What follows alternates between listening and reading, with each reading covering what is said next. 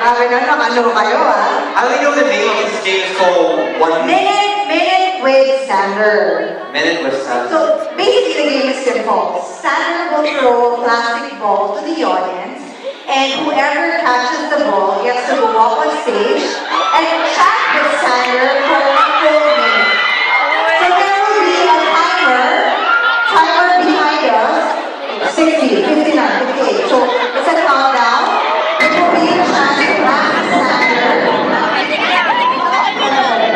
It will be a chance to ask Sander any questions and get to know him better. Or actually, whatever you want to do. That's not kind of sexually connected. Okay, so first we're gonna do is gonna be throwing the ball. Let's do examples so that, 'cause you know what I'm afraid is, you guys have 1 full minute. I'm afraid you guys will be like, for example, like just,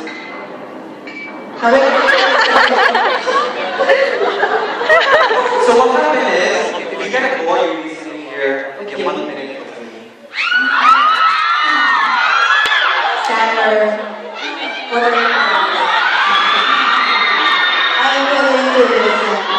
Don't touching, no touching. Only me, only me. So now I'll give you 5 seconds to brainstorm. You have to think. And do actually, if Sander wants to, interact with you more, like hug you or kiss you, it's up to him. But actually, no pressure. No pressure.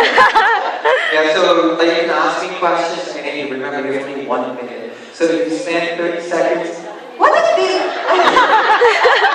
it's done. You're a certified actor now. I read that acting. Automatic motivation. Very good.